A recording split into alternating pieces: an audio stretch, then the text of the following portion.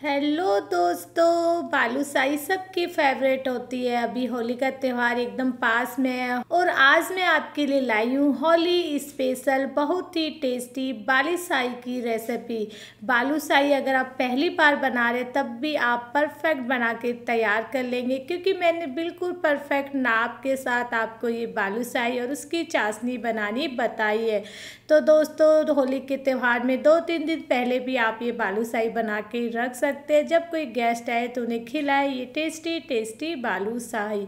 तो चलिए बनाना शुरू करते हैं। बालूशाही बनाने के लिए मैंने एक परात ले ली है, उसके ऊपर एक छलनी रख ली है। अब आप कोई भी माप सेट कर लीजिए। मैं इस कप के नाप का लूँगी 2 कप मैदा। अगर आपके पास इस तरह से कप नहीं है तो आप एक कटोरी का माप सेट कर लीजिए, उसके अकॉर्डिंग आप सभी चीज़ें लीजिए। तो हम लेंगे यहाँ पे 2 कप मैदा और मैदा को मैं यहाँ पे छान के लूँगी। छानने से क्या है, थोड़ा सा कुछ भी अगर मैदा में हो एक्स्ट्रा डस्ट वगैरह तो वो निकल जाती है। तो 2 कप मैदा को हम अच्छे से छान लेंगे। मैदा छानने के बाद में दोस्तों अब हम इसमें ऐड करेंगे बेकिंग पाउडर। तो इस चीज़ का आपको ध्यान देना है, बालूशाही में आपको बेकिंग पाउडर डालना है, ना कि बेकिंग सोडा।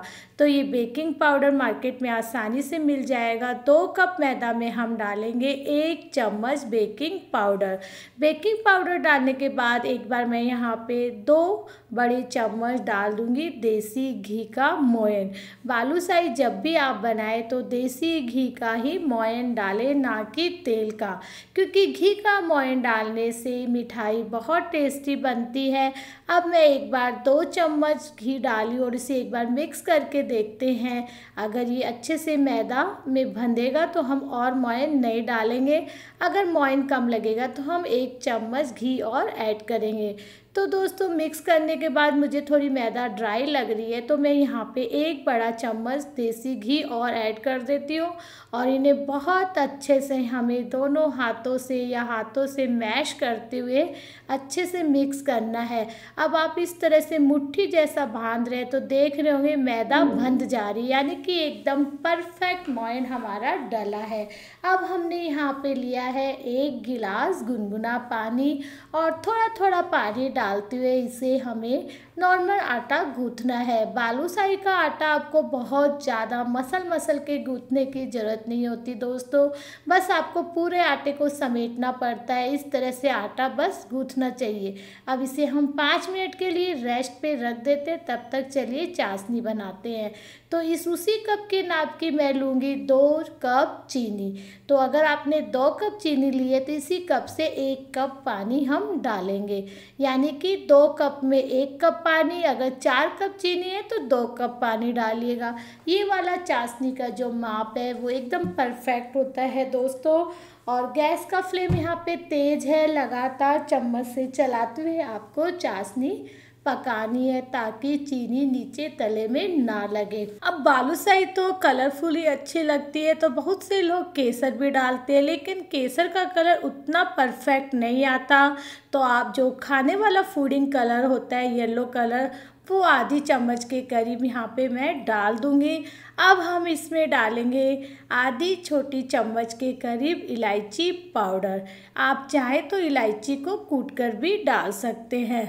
अब इसे हम लगातार 1 उबाल आने तक चलाएंगे। चाशनी को आपको लगातार चलाते हुए पकाना है। इस चाशनी को आपको बहुत ज़्यादा 1 तार या 2 तार की गाढ़ी चाशनी नहीं बनानी, बस 2 उबाल आने तक ही हमें चाशनी को पकाना है।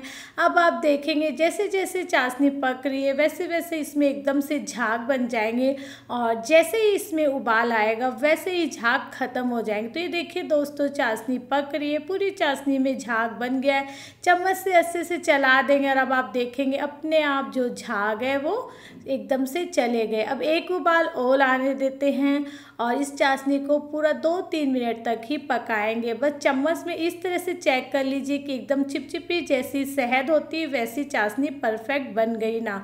तो ये चाशनी यहाँ पे तैयार हो गई है। 2 उबाल आने के बाद आप चाशनी को यहाँ पे बंद करके ढक के रख दीजिए। अब चलिए हम बालूशाही को बनाना शुरू करते हैं। तब तक हम गैस पे एक कढ़ाई में रिफाइंड ऑयल गर्म होने के लिए रख देते हैं, ताकि इधर तेल गर्म होगा उधर हम बालूशाही बना लेते हैं।